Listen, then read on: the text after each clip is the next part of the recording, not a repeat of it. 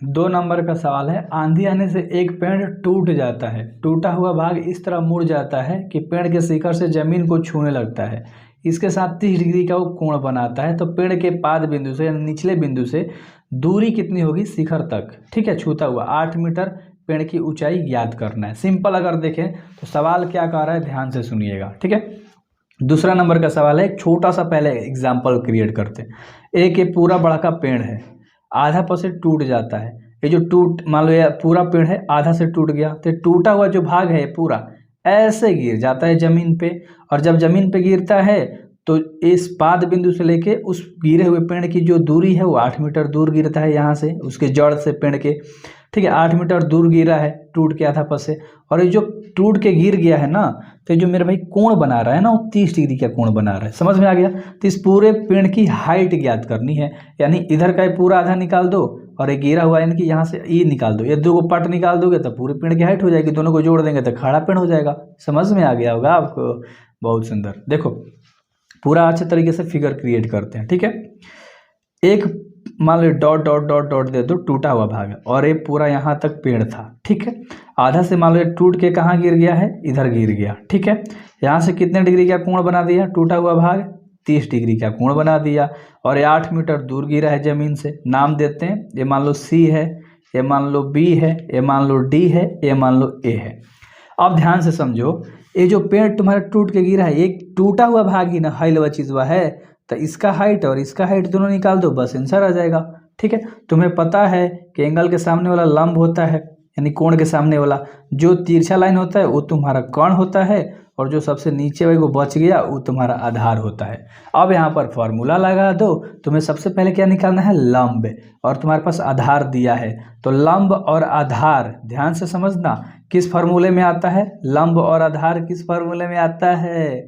बताओ, कौन ले, अरे यार अच्छी तरीके से समझो, पढ़ गया याद है, अरे यार देखो tan के फार्मूला में आता है, तो 30 डिग्री से लेकर बनाना है, तो tan 30 डिग्री लिखोगे बराबर में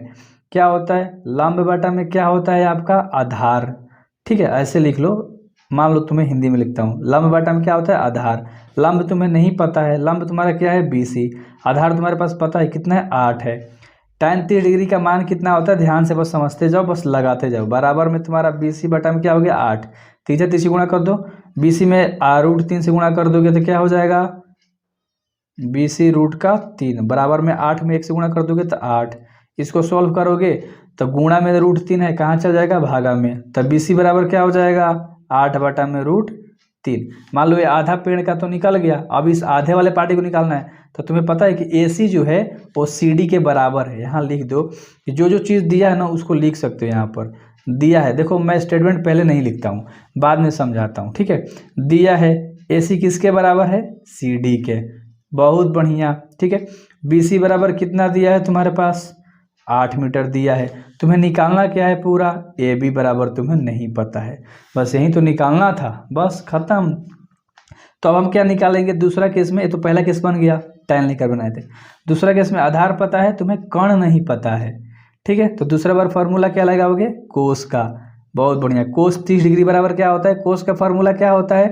अरे यार साइन कोस लाल बटा में का, ठीक है। तो दूसरा A बटा में K क्या होता है, आधार बटा में क्या होता है कर्ण होता है आधार तुम्हें 8 पता है, कर्ण तुम लोग का क्या था C और D लाइन था, बस खत्म। और कोस 30 डिग्री का मान क्या होता है √3 बटा में मेरे भाई 2 होता है, बराबर में 8 तुम्हें पता है, CD जस का तस, तीसरी गुणा कर दोगे तो क्या हो जाएगा √3 CD हो जाएगा, और 8 में 2 का कर दोगे तो 16 हो जाएगा, ठीक है।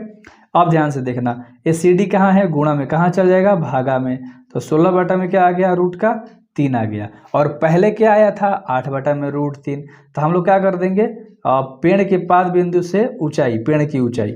पेड़ के पाद बिंदु से ना निकालना है, पाद बिंदु से, ठीक है, पेड़ की ऊंचाई, तो क्या हो जाएगी, दो गो ऊंचाई हम लोगों ने निकाला, आधा आधा टोटल का, पहले क्या आया था 8 बटा में √3 है, दूसरा का क्या आ गया है 16 बटा में √3, एलसीएम क्या आ जाएगा √3, तो 8 प्लस का क्या हो जाएगा 16, जोड़ देंगे तो 24 बटा में √3। अब तुम लोगों को पता होना चाहिए कि √3 बटा में कभी नहीं रहता है, तो उसको हम लोग रेशनलाइज यानी हर परमेकरण कर देंगे, तो √3, जो भी √3 नीचे है ऊपर नीचे दोनों तरफ गुणा हो जाएगा, तो गुणा कर दिया, तो 24 में √3 से गुणा कर देंगे तो 24√3 हो जाएगा, और नीचे √3 में गुणा करेंगे तो 3 हो जाएगा। 3 से 24 कट गया तो 8√3 तुम्हारा पूरे पेड़ की ऊंचाई आ गई। ठीक ना, अच्छे से बन गया।